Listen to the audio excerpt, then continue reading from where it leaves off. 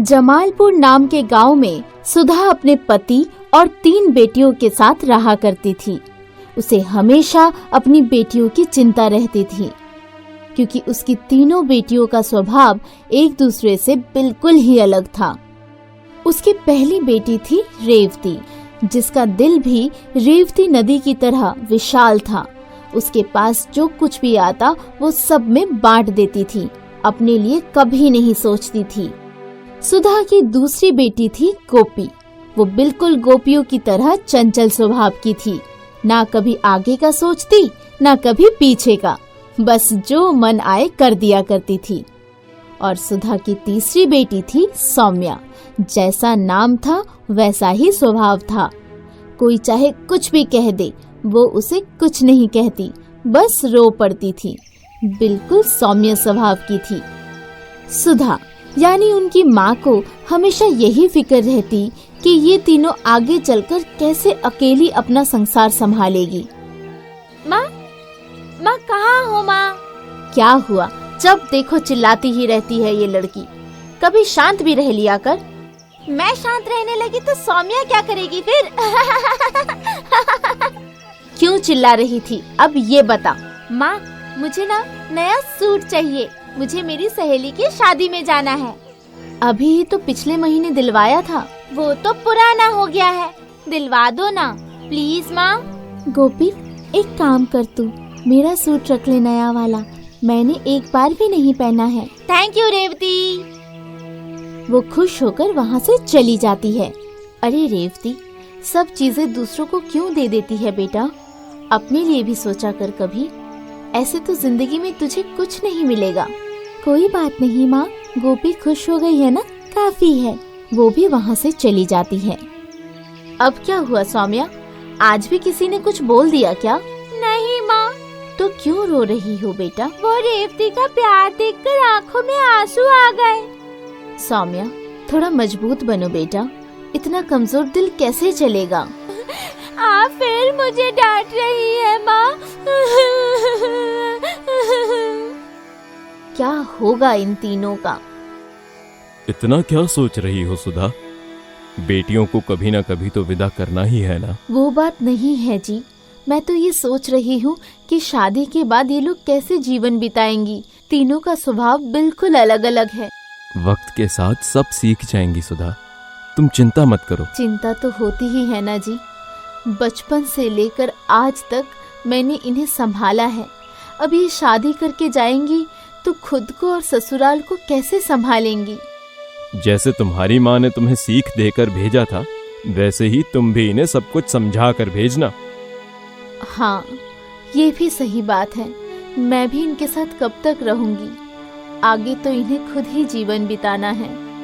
अब फिक्र छोड़ो और तीनों की शादी की तैयारियां करते हैं।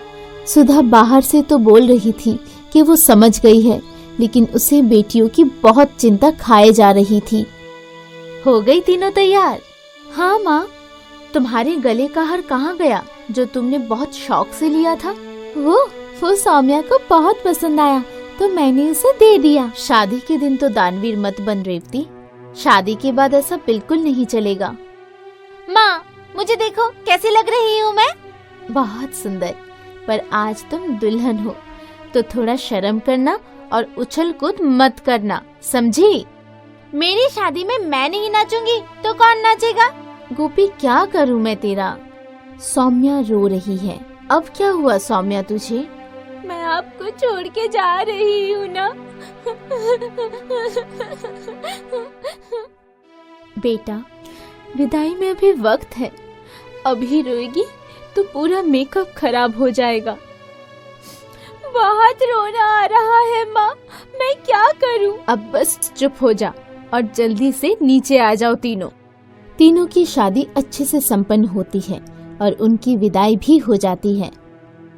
अजय सुनते हो जी, शादी की बागडोर में उन्हें समझाना ही भूल गई, कुछ बता ही नहीं पाई। इसी का ही तो डर है कि वो तीनों संभाल रही हैं, पता नहीं क्या करेंगी। सुधा जिस बात से डर रही थी वही चीज हो रही थी। रेवती की सास और ननद उसके स्वभाव को जान गई थी। इसीलिए रेवती का पति सागर उसे जितने भी पैसे देता वो उससे ले लेती है और सागर को लगता है कि रेवती सारे पैसे खर्च कर देती है। कल ही तो इतने पैसे दिए थे। रेवती, तुम इतने पैसे खर्च कहाँ कर देती हो? जी रेवती की सास और ननद उसके दानवीर होने का अच्छा फायदा उठा रही थी। वहीं दूसरी तरफ गोपी कुछ इतनी चंचल थी कि किसी से भी कुछ भी बात करने लग जाती थी। वो अपने पति के दोस्तों के साथ भी मजाक मस्ती करने लगती थी, जो किशन को बिल्कुल पसंद नहीं आ रहा था। गोपी, अब तुम मेरी पत्नी हो, ये बचपना छोड़ दो। पर मैंने क्या किया? यही बात है, तुम कुछ समझती ही नहीं। इतना बोलकर किशन वहाँ से चला जाता है। और तीसरी तरफ सौम्या का तो क्या ही कहना, उसे उसकी सास हल्का सा भी कुछ बोल देती तो वो रोने लग जाती। उसका पति उसे समझाता तो रोने लग जाती। सौम्या, पूरा दिन बस रोना रोना, मेरा सर दर्द कर रहा है अब। मैं कोशिश करूंगी जी नहीं रोने की। हाँ, वो तो दिख ही रहा है। तीनों रो रो कर माँ के पास आती हैं। ये तो होना ही था, मैंने तो पहले ही कहा था, पर तुम तीनों ने मेरी बात ही नहीं सुनी। पर अब क्या करें माँ? मैं तुम तीनों को 3 मूल मंत्र देती हूँ, उसे अपने जीवन में उतार लो, समझी? तीनों साथ में बोलती हैं। ठीक है। पहला, हर चीज के लिए कभी हाँ नहीं बोलनी चाहिए, ना बोलना भी सीखो। दूसरा, मर्यादा, शर्म, इज्जत और लिहाज औरत के सबसे कीमती गहने हैं। तीसरा, जिंदगी बहुत कठोर है, मजबूत बन के दिखाओ। कमजोर लोगों की दुनिया में कोई भी नहीं सुनता। अब जाओ और इन 3 मंत्रों की मदद से अपना जीवन बनाओ। तीनों अपने अपने घर चली जाती हैं और अपने माँ की सीख का पालन करती हैं। रेवती ने अपनी सास और ननद को पैसे देने के लिए ना कहा और पूरे महीने पैसों की बचत भी कर ली। अरे वाह रेवती, इस बार तुमने पैसों की कितनी बचत की है। चलो इसी बात पर बाहर घूमने चलते हैं। गोपी ने समझ लिया कि हर वक्त मस्ती मजाक करना या कुछ भी बोलना सही नहीं लगता है। तुम तो बहुत समझदार हो गई हो गोपी। तुमने मेरे दोस्तों के साथ भी मजाक मस्ती करना छोड़ दिया है और घर भी कितने अच्छे से संभाल लेती हो। मैं बहुत खुश हूँ। और सौम्या अब किसी के सामने नहीं रोती। हाँ, रोना आता है तो अकेले में जाकर रो आती है, पर किसी के सामने बिल्कुल नहीं रोती। सौम्या, तुमने मेरा और माँ दोनों का दिल जीत लिया। मैं तुमसे बहुत ज्यादा खुश हूँ। बोलो, तुम्हें क्या उपहार चाहिए मुझसे? सीख, हर व्यक्ति का स्वभाव अलग अलग होता है, लेकिन हमें वक्त के साथ और हालात के साथ इसको बदलना अवश्य चाहिए।